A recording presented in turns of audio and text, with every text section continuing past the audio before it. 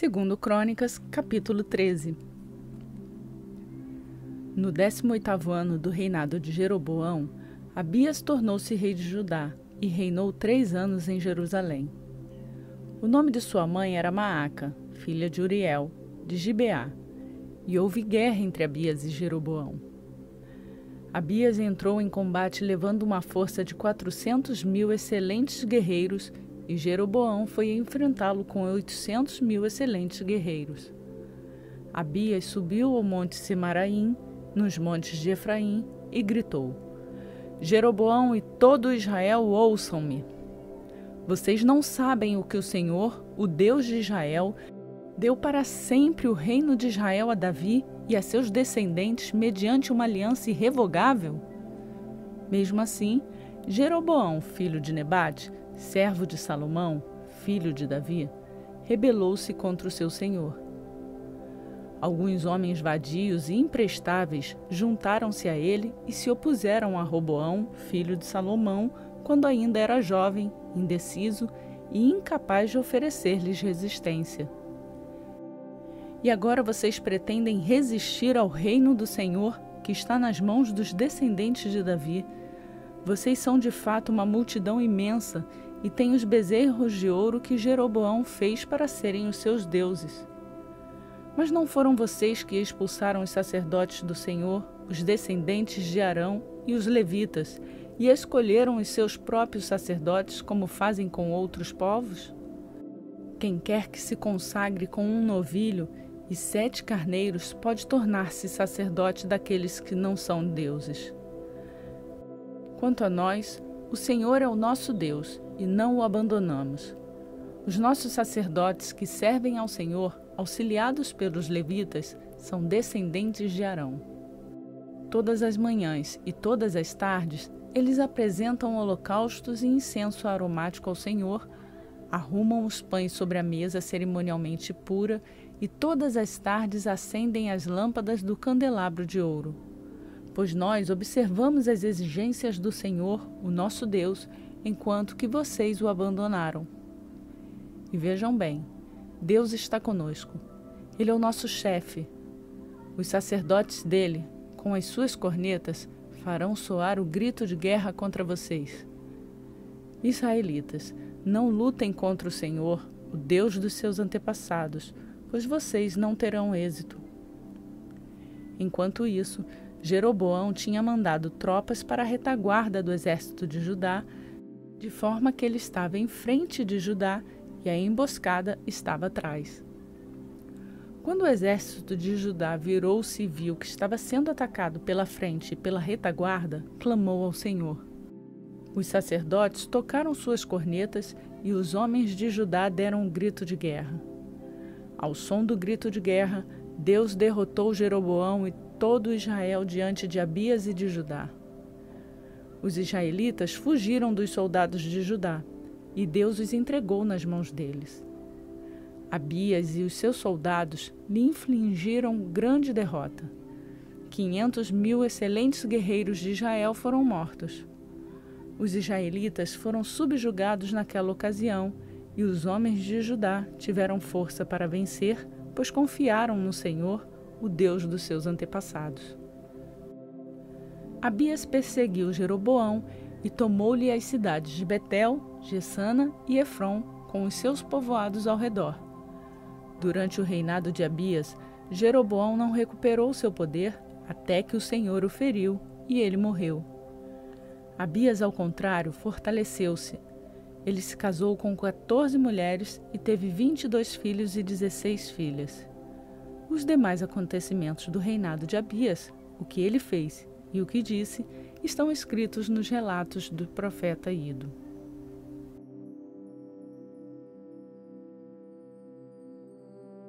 Segundo Crônicas, capítulo 14. Abias descansou com os seus antepassados e foi sepultado na cidade de Davi. E o seu filho Asa foi o seu sucessor, e em seu reinado o país esteve em paz durante 10 anos. Asa fez o que o Senhor, o seu Deus, aprova.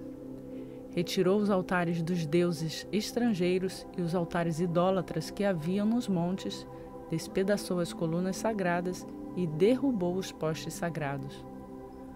Ordenou ao povo de Judá que buscasse o Senhor, o Deus dos seus antepassados, e que obedecesse às leis e aos mandamentos dele.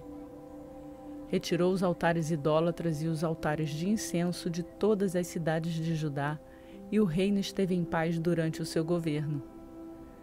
Também construiu cidades fortificadas em Jerusalém, aproveitando esse período de paz. Ninguém entrou em guerra com ele durante aqueles anos, pois o Senhor lhe deu descanso.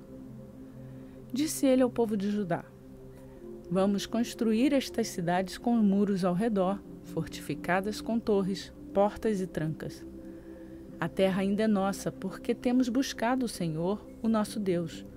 Nós o buscamos e ele nos tem concedido paz em nossas fronteiras. Eles então as construíram e prosperaram. Asa tinha um exército de 300.000 homens de Judá, equipado com escudos grandes e lanças, e 280.000 de Benjamim, armados com escudos pequenos e arcos. Todos eram valentes homens de combate. O etíope Zerá marchou contra eles com um exército de 1 milhão de soldados e 300 carros de guerra e chegou a Maresa. Asa saiu para enfrentá-lo e eles se puseram em posição de combate no vale de Zefatá, perto de Maresa. Então Asa clamou ao Senhor, o seu Deus: Senhor, não há ninguém como tu para ajudar os fracos contra os poderosos. Ajuda-nos, ó Senhor, ó nosso Deus, pois em ti pomos a nossa confiança e em teu nome viemos contra este imenso exército. Ó Senhor, tu és o nosso Deus, não deixes o homem prevalecer contra ti. O Senhor derrotou os etíopes diante de Asa e de Judá. Os etíopes fugiram e Asa e seu exército os perseguiram até Gerar. E caiu tantos deles que o exército não conseguiu recuperar-se. Foram destruídos perante o Senhor e as suas forças. E os homens de Judá saquearam muitos bens. Destruíram todas as cidades ao redor de Gerar, pois o terror do Senhor havia caído sobre elas. Saquearam todas as cidades, pois havia nelas muitos despojos. Também atacaram os acampamentos onde havia gado e se apoderaram de muitas ovelhas, cabras e camelos. E então voltaram para Jerusalém.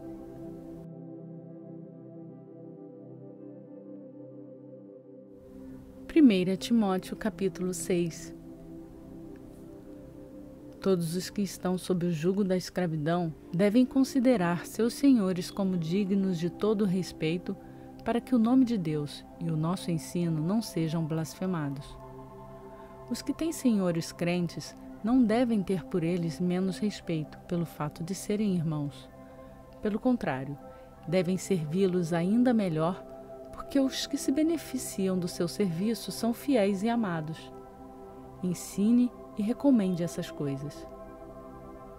Se alguém ensina falsas doutrinas e não concorda com a sã doutrina do nosso Senhor Jesus Cristo e com o ensino que é segundo a piedade, é orgulhoso e nada entende. Esse tal mostra um interesse doentio por controvérsias e contendas acerca de palavras, que resultam em inveja, brigas, difamações, suspeitas malignas e atritos constantes entre pessoas que têm a mente corrompida e que são privados da verdade, os quais pensam que a piedade é fonte de lucro.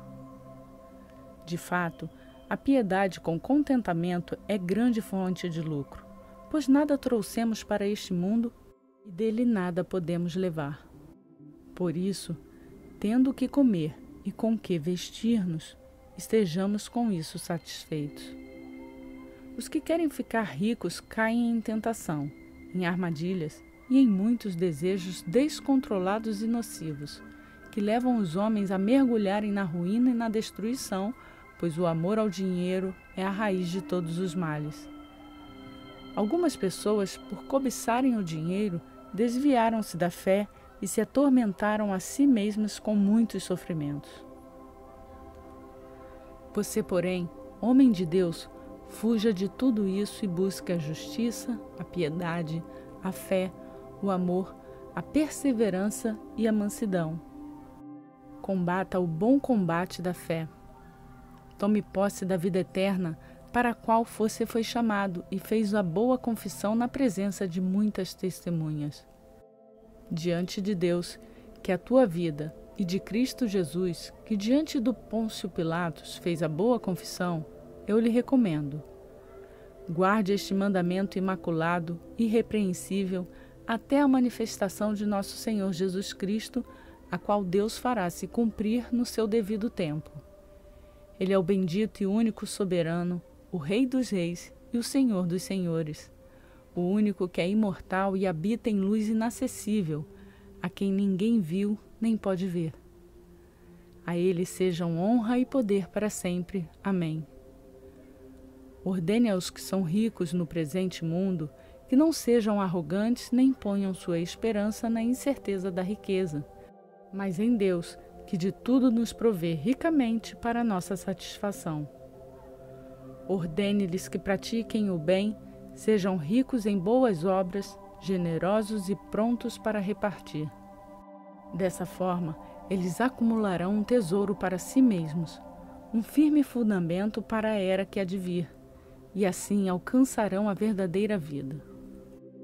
Timóteo, guarde o que lhe foi confiado. Evite as conversas inúteis e profanas e as ideias contraditórias do que é falsamente chamado conhecimento. Professando, alguns desviaram-se da fé. A graça seja com vocês.